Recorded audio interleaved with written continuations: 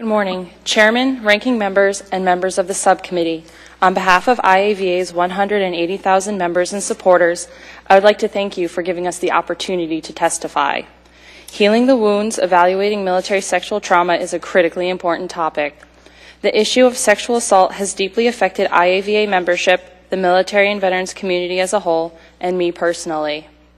I would like to point out that my testimony today is on behalf of IAVA and does not reflect the views and opinions of the United States Army. My name is Jennifer Hunt, and I am a sergeant in the Army Reserves. I have served 2 tours in Iraq and Afghanistan. In Iraq, I earned a Purple Heart when my Humvee was struck by a roadside bomb, causing shrapnel injuries to my face, arms, and back. I also serve as my unit's designated victim advocate as part of the Army's Sexual Assault Prevention and Response Program. While I am proud to serve in this position, I sincerely hope that my duties as a victim advocate are ones that I will never have to perform. But I am ready, should the need arise, to provide any support necessary to the victim. I know firsthand how frustrating that the healing process can be, having been experienced sexual assault as a civilian myself.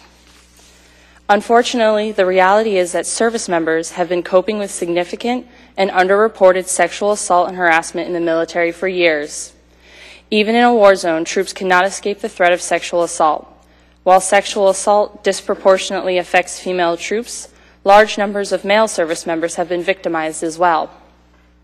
While the number of reported assaults are alarming, they grossly underestimate the severity of the issue.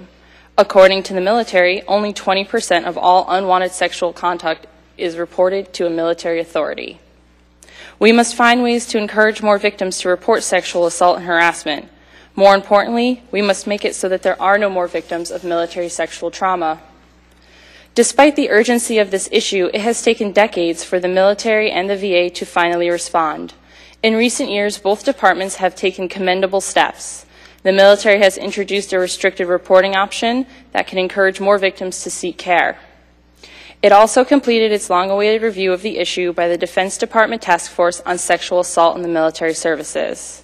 For its part, the VA began universally screening all veterans seeking care at the VA for MST in 1999, and every VA facility has a designated MST coordinator who serves as the point person for these issues. The VA provides free treatment to any veteran experiencing health conditions related to MST. However, as is the case with other VA healthcare, not all veterans have access to the care that they deserve. These steps are an improvement over the years of inaction, but more must be done. Victims deserve the very best treatment and support that we can provide. In the interest of time, I'd like to concentrate on our top recommendations for how these subcommittees can best address this important issue. You can also find our recommendations in our written testimony that was submitted to this committee and our IAVA issue report on women warriors available at our website. First, the VA must do a better job of advertising its MST programs. According to one IAVA member, she did not know until 3 years after returning from a deployment that the VA provided sexual trauma counseling. In her words, "It is well hid and not talked about at the VA." Even the Government Accountability Office had problems locating information about the VA's MST programs. According to the GAO, the VA's website did not provide a complete list of facilities that have MST-related treatment programs. IAVA believes that no victim should have to chase after their own care. Second, the VA must expand availability of its specialized sexual trauma treatment in inpatient settings. Less than 10% of all VA medical centers offer inpatient mental health treatment for veterans that have experienced MST or other traumas. This is simply unacceptable. IAVA recommends that every VISN should offer at least one inpatient setting specializing in care for MST victims. Finally, the VA must ensure that these victims have access to preferred treatment settings and providers. Victims should not have to settle for mixed-gender treatment options because there are no facilities with separate programs for males and females in their area. According to the GAO, only 9 of 153 medical centers nationally have residential treatment programs specifically for women suffering from mental health injuries. This problem is also evident in outpatient treatment programs. According to another IAVA member being treated for MST-related conditions, it's difficult to go to appointments when you have a full-time job and there aren't enough VA counselors to care for all of us returning veterans on a consistent basis. These recommendations are urgent, and IAVA encourages you to work with the rest of your colleagues in Congress to help make them happen. Sexual assault is a violation of military values, values that I hold dear.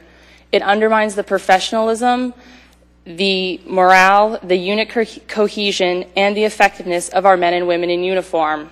Sexual assault is also a crime that has gone on for far too long with too little done to stop it. These victims need justice, they need our support, and they need the proper care for their trauma. I am here today on behalf of them all to issue you a call to service in their support. Again, I thank you for the time that you've given me to testify in front of this committee today, and I look forward to any questions that you might have.